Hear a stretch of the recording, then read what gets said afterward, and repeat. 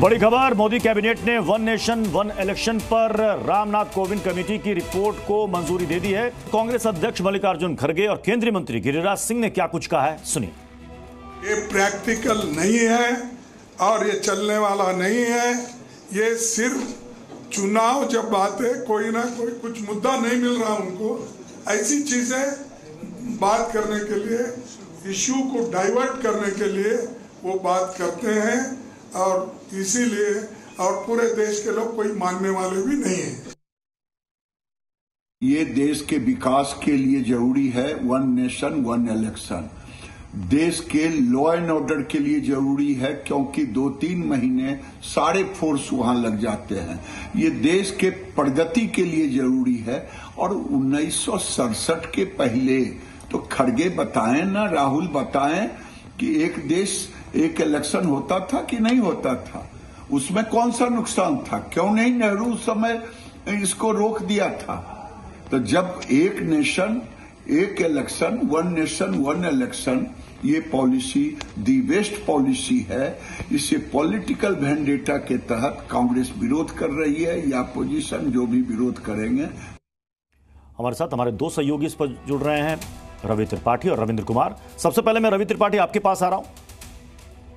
कांग्रेस ने तो क्लियर कर दिया कि ये ध्यान भटकाने की कोशिश की जा रही है। सवाल ये है कि सरकार कहती है कि इस पर हम चर्चा के लिए तैयार हैं। क्या विपक्षी दल इस पर चर्चा करेंगे अगर ये शीत सत्र में बिल आता है तो? बिल्कुल, देखिए चर्चा करना पड़ेगा। विपक्षी दल अभी तक तो कहीं ना कहीं कांग्रेस खास तौर पे दूरी बनाकर इस मामले से रही है, लेकिन कांग्रेस पार्टी को आगे चर्चा करना पड़ेगा। कांग्रेस पार्टी का अपने तर्क है। कांग्रेस पार्टी का ये कहना है कि अगर सरकार बीच में जाती है, अगर कोई विधानसभा भंग होती है, चाहे सरकार जाती है राज्य की, तो उसका क्या स्टेटस होगा? क्या उसका चुनाव साथ में कराया जाएगा?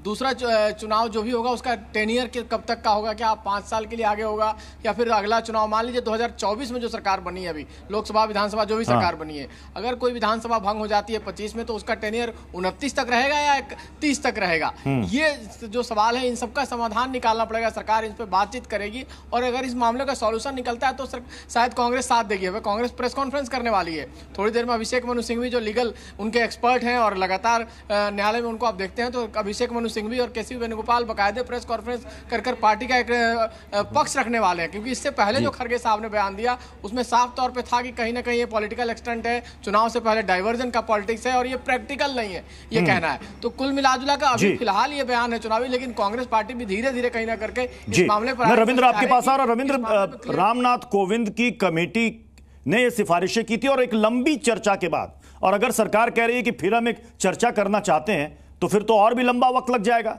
अगर विपक्ष इस पर एक राय नहीं बना पाया।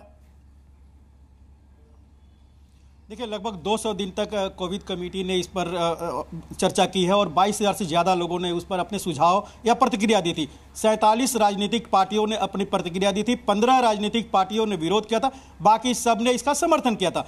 अब जहां तक सरकार की बात है, देखिए वन नेशन वन इलेक्शन जब 2027 में परिसीमन हो जाएगा उसके बाद इसको लाया जाएगा, यानी लागू किया जाएगा। अभी ये बिल शीतकालीन सत्र में आएगा, हो सकता है कि स्टैंडिंग कमेटी जेपीसी को दे दिया जाए, लेकिन जब 2027 में परिसीमन हो जाएगा, 2029 में होगा, जैसा कि रवि कह रहे हैं, अगर कोई कंफ्यूजन है 2029 तक की कोई सरकार है तो उसका टर्म बढ़ा दिया जाएगा, किसी का टर्म घटा दिया जाएगा 3 महीने 6 महीने पहले। आपने देखा कि और इलेक्शन कमीशन इसे करने में पूरी तरह सक्षम है। 2024 में इतना बड़ा लोकसभा इलेक्शन हुआ, उड़ीसा और आंध्र प्रदेश के विधानसभा चुनाव भी साथ में हुए हैं, तो ऐसे में अगर संसाधन उपलब्ध करा दिया जाए तो इलेक्शन हो सकते हैं। 67 से पहले भी हुए, 2029 के बाद भी हो सकते हैं। विरोधी दलों को भी इस पर राय देनी पड़ेगी, एक होना पड़ेगा, क्योंकि 2029 में ये लागू होकर रहेगा और सरकार ने अपनी मंशा जाहिर कर दी है। चलिए, बहुत बहुत शुक्रिया रविंद्र और रवि, आप दोनों का हमारे साथ जुड़ने के लिए। जी न्यूज़।